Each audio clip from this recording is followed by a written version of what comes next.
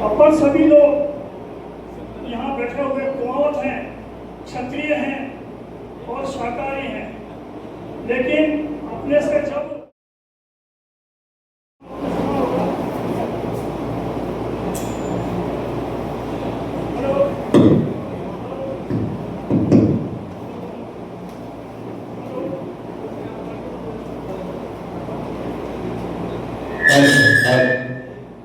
Hello, Prithviraj Chauhan आपने सुना होगा।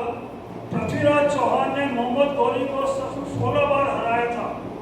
17वीं बार में मोहम्मद गौरी से वो संयोगिता का चक्कर पड़ा था जयचंद से। तो जयचंद ने मोहम्मद गौरी से मिलकर के पृथ्वीराज को हराया, पृथ्वीराज को मार दिया। तो सन 1192 में चौहान वंश का जो है अंतिम हिंदू सम्राट कहते हैं पृथ्वीराज को। हालांकि अंतिम नहीं है, महाराणा कुंभा अंतिम हिंदू सम्राट है। लेकिन पृथ्वीराज चौहान की मृत्यु के बाद चौहानों का वंश खत्म हो गया, सब लोग बिखर गए। पृथ्वीराज के लड़के मोहम्मद उसको गोविंदराज को मोहम्मद गौरी ने यहाँ का शासक बनाया था और वो हमेशा हर साल मोहम्मद गौरी को अपना शुल्क देता था। पर मोहम्मद गौरी को 2 साल में उसके काका हरिराम ने उसको मार दिया और इस प्रकार से जिसका जोर चलता है उसको मार देता और राजा बनता था। तो अजमेर के आसपास वाला क्षेत्र देखा होगा, अजमेर, पुरापुरा, विजयनगर, ब्यावर, नसीराबाद, किशनगढ़, मसूदर, ये बीना, ये सब गांव है। यहाँ कोई राजा राजशाही से नहीं बना, जिसकी ताकत थी वो राजा बन गया। एक तरह से यहाँ सब राजा थे। तो महाराणा कुंभा के पिताजी महाराणा मोकल ने देखा कि मेवाड़ की सीमा कमजोर है, यहाँ रोज राजा बदलते रहते हैं। तो उन्होंने अपने इस एरिया को अपने कंट्रोल में लेकर के मेवाड़ में मिला दिया। तो ये मेवाड़ का क्षेत्र पूरा राजस्थान एक इसमें जोधपुर के अलावा मारवाड़ के अलावा पूरे क्षेत्र पे मालवा का, गुजरात का ये पार्ट भी मेवाड़ में मिला दिया और महाराणा कुंभा के समय ये पूरा मेवाड़ बन गया था। तो ये चौहान लोग वहाँ से चल करके मोहम्मद गौरी ने आदेश किया कि सबको धर्म परिवर्तन करो, जो धर्म परिवर्तन नहीं करे उसको मार दो। तो ऐसी स्थिति में सभी चौहान लोग ये अजमेर वाला एरिया छोड़ करके मेवाड़ में आ गए। मेवाड़ में आकर के उन्होंने अपने काम धंधे के हिसाब से शिल्प का काम शुरू किया। शिल्प का मतलब कारीगरी काम शुरू की। अलग अलग लोग अलग अलग ढंग से जिस पे निपुण था वो काम करते गए। महाराणा कुंभा ने इनसे चित्तौड़ का किला बनवाया, फिर कुंभलगढ़ का किला बनवाया और कुंभलगढ़ का किला बनाने के बाद ये महाराणा कुंभा ने लोगों को चौहान लोगों को संरक्षण दिया और उनसे ये शिल्प का काम बराबर करवाते रहे और वो जो अलग अलग कामों में निपुण हो गए। नेक्स्ट ये महाराणा कुंभा के साम्राज्य का नक्शा बनाया नक्शा है और हम थोड़ा कर रहे हैं।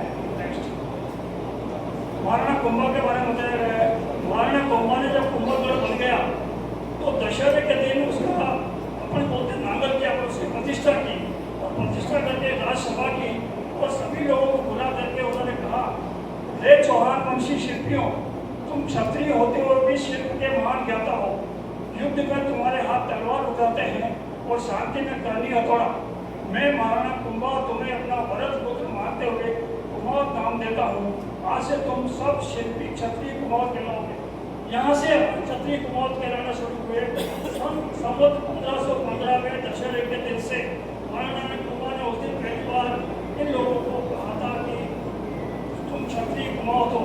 इसका ये मतलब है कि अपन क्षत्रिय हैं, कुमावत हैं और शिल्पी हैं, हमारे मुख्य धंधा शिल्पी है।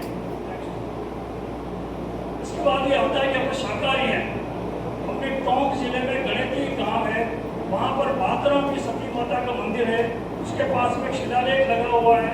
उस शिलालेख पर ये खुदा हुआ है क्योंकि महाराणा कुंभा के बाद जैन धर्म का ज़्यादा वो मंदिर बनने लगे थे। उन्होंने शर्त रखी कि हमारे यहाँ काम करना है तो शाकाहारी होना पड़ेगा। तो इन लोगों ने बहुत लोगों ने सबने प्रतिज्ञा की कि हम आज से शाकाहारी होते हैं। नेक्स्ट ये शिलालेख वही है पर इसमें सिंदूर लगा के किया था कि अक्सर पढ़ने वाले इसको यदि आप ध्यान से पढ़ेंगे तो इसमें कुमावत शब्द और सब चीज़ें लिखी हुई है।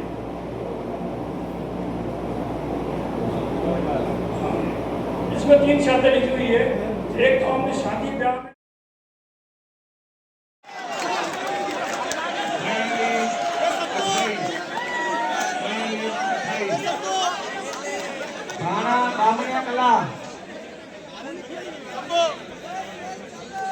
ठाणा बी भांगे कला दोनों टीमें तैयार हैं।